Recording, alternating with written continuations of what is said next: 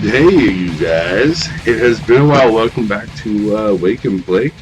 I have a little bit of a review going on today, paired with other topics later in the video. But first, this is an interesting kind of review for us because, well, for me, I'm not two people because I haven't reviewed a pre-roll before. So, um, don't remember what kind of papers these are, but these are heavy joints. They're very well packed. They're probably machine rolled, which is fine because I machine roll mine too, and I don't care if you prefer hand rolled over machine rolled. I'm picky, and I always kind of roll out the joints a little bit because typically, if you've ever used a roller, you'll see the people that like roll it really super tight, and then when you go to hit it, um, it'll run. So doing this kind of allows for air to travel through. I think these joints were um, rolled out to like zero point 0.8 is what we weighed out them out to be. I got these from Puget Sound Health Alternatives, and they're in Lacey, Washington. In Washington, um, says that their hours are every day from 9 a.m. to midnight. So, which makes them a dispensary that's open the latest in town, which is kind of insane. Most of the dispensaries around town close at like 5, 6, sometimes 7. There's one that's open till 9. These were $5. They have $10 joints that are um, the ones that you stuff in like this, and you put the weed down in the crutch, and then you slowly pull the crutch out, and then slowly and slowly and slowly you'll have a joint. But yeah, those were packed up to upwards of almost 2 grams. I think that they were out like 1.6 to 1.8. I think is what we discovered them to be. That's my sound right here. I forgot to turn that off. So without further hesitation, let's roast this thing. And this is non-specific strain. At least it was not specifically mentioned what strain it was to me.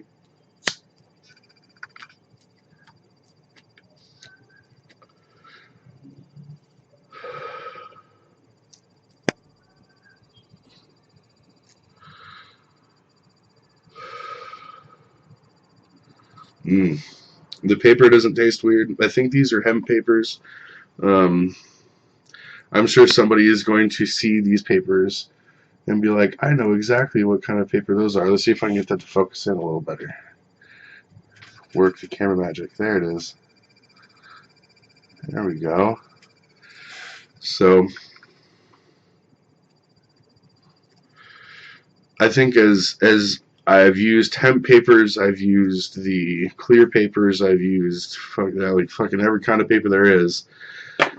I think that I've come to the conclusion that a paper is a paper is a paper is a paper, and I don't care enough to be nitpicky.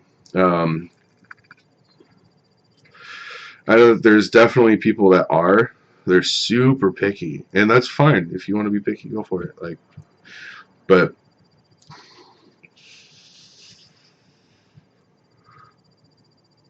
nice and smooth weed. It tastes good. I've been sick, and so the fact that I can smoke this and not cough my face off is a really great sign. And no, it's not because I've been eating cough drops. It's like it's literally doesn't make a difference. But I can honestly say that I'm excited that this is smooth, nice tasting weed. I think it's often a perception, at least it can be a perception, that the stuff that gets put in the joints is um, somehow been labeled as like bad, or the stuff that didn't sell. Um, and I think that's inaccurate. At least, okay, I want to hope and give them the benefit of the doubt that that's inaccurate. I think it's more or less just the end of the jar stuff that doesn't necessarily make it bad. It just means that there wasn't enough to sell out of the rest of that jar. So as opposed to wasting it and not making any money on it, they can roll it into joints and sell it, which makes sense. This is probably a joint that I could smoke all the way through by myself. It's not immediately hitting me in the face. As far as potency is concerned, it's not immediately like, whoop, how, you're smoking a joint.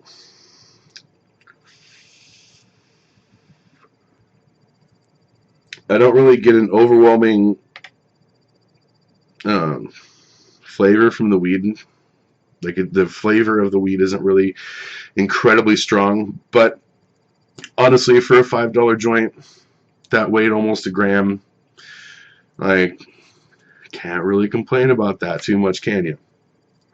I mean, you probably could, because you have the right to complain about whatever you want, but I think most people would kind of look at you sideways for complaining about a joint that you paid less for the value of the weed for. So I'll tell you a little bit more about the dispensary that this came from, because they're really nice. New patients get 2 free pre-rolls, and if you bring in a friend, you receive $20 store credit after their second visit. So bringing in a friend that will never come back again won't necessarily get you $20 worth of free stuff, but if your friend comes in twice and buys stuff, you get $20. So that's a cool thing, especially if a buddy is just not happy with their dispensary, and you go, hey, check this place out. Your first visit, you get 2 free pre-rolls, and on your second visit, I get $20. So everybody kind of wins there. I did check out their product, at least a couple of things. They were in the process of moving from one side of the building to the other, so I got to check out some of the dry meds and some of their products and the refrigerators, and they're a pretty standard, dispensary as far as that's concerned. They have the edibles, they have the drinks, they have the pre-rolls, they have topicals, they have dry herb, they have, just your run-of-the-mill, this is what everybody wants stuff. The dry medicine was nice. It was super frosty. They didn't explicitly label things organic or not, which will or won't matter to some people. Everybody was really nice, really fast. They knew what they were doing. They didn't try and sell me the most expensive thing, which is always nice. They had no problem in weighing things out to make sure that I felt comfortable in my purchase, which is nice, because I know most people will, or at least people in my experience, aren't going to go and weigh their pre-rolls to satisfy your curiosity all the time. Like, they'll be like, well, it's about half a gram or whatever. But they were on it. I didn't even have to ask. They were like, let's check this out. Bam, that's this for this much money. This is how much you're getting. Perfect. I no longer need to guess. I no longer need to, or if you're maybe shy and you don't want to ask those questions, they kind of knocked it out for you. So really good on them for that. Joint's still going. So enough about them. Go check them out. Again, they are Puget Sound Alternatives. And they're in Lacey, and you can check them out on Weed Maps. Make sure to check them out. They're cool people. Cool people. So I wanted to talk about secondarily why I enjoy the rest of this, because it's pretty awesome. Is a topic pretty near and dear to my heart. Pun intended. I want to talk about weed and weight loss. So being on in front of a video camera as a bigger guy on the internet is a risky move for one's mental state, I guess, because there are people out there who would love to try and attack verbally because they feel like it's funny to watch somebody freak out and be upset and angry, and probably is, depending on who that person is. I think that some people let their anger get the best of them, and they think that by finally yelling and saying obscenely angry or even logical things to a person who is saying illogical but maybe factual things to you will make a difference. It makes no difference. And so for someone like me to sit here and go, I shouldn't be in front of a camera because I am bigger than the average person and people might say something, is kind of dumb, because it doesn't ultimately matter, because that same person will find something else to say about you that may be different from other people. So my ultimate point is, just because somebody might say something to you doesn't necessarily mean that you shouldn't still go out in public and live a normal life. And living a normal life doesn't necessarily mean you have to go out and exercise every day, but 3 or 4 years ago, the me was over 100 pounds heavier. So you look at me now and you go, wow, you're a big dude. You know, you're not like gigantic, but you're certainly not a fucking stick. But you used to be bigger. Yeah, I was bigger. I was about 120 pounds bigger than I am right now. And so weed has played an interesting role in that. And it's been an interesting experimentation for me as a person, to figure out where that kind of sits effectively. Just like it, for exercise purposes, we didn't make anything easier. Like, it didn't make walking up hills easier. It didn't make any stretching easier. For me personally, it was like getting stoned before a walk.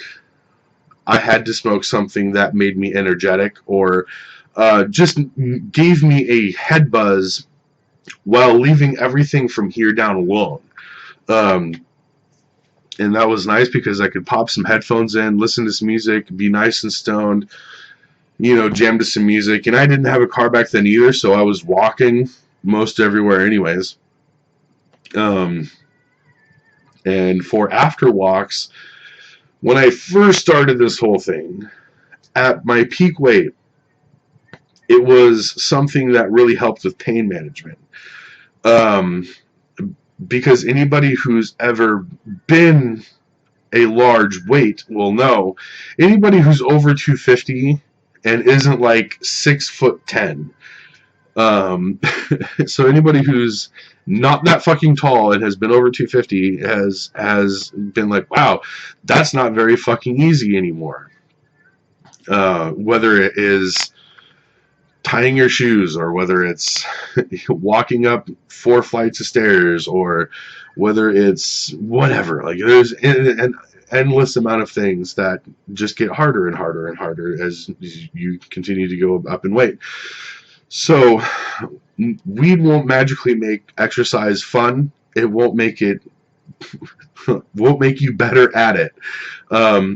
But it can be good for pain management, and it can be good for motivation, to just get going.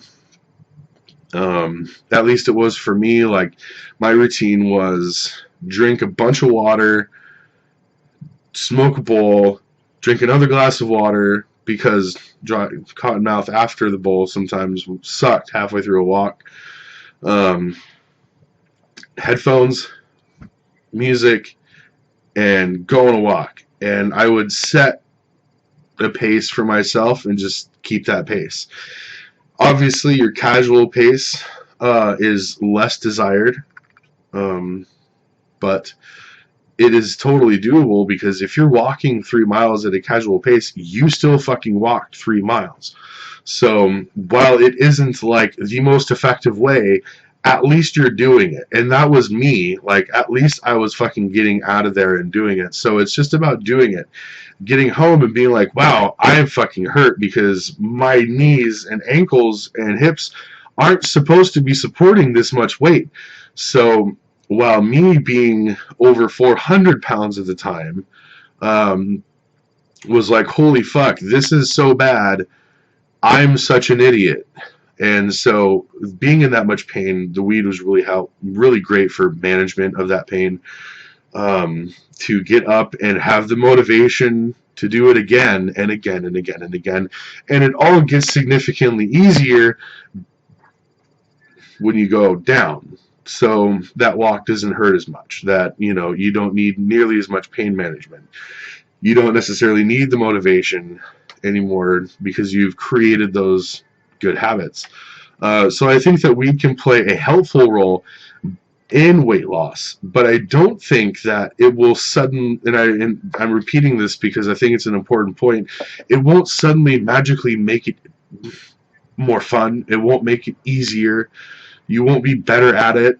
Not likely. Like, I think that some people have, like a muscle spasm disorder or something of that nature, that if weed stops your spasms, yes, you will be better at the exercises. So exceptions apply, but for the rest of us who don't have things that are magically unlocked by the power of cannabinoids, and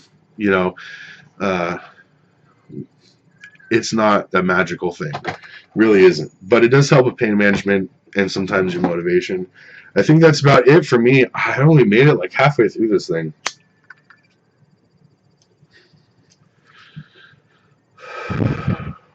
I kind of soapboxed for a second there. I've been learning a lot of stuff about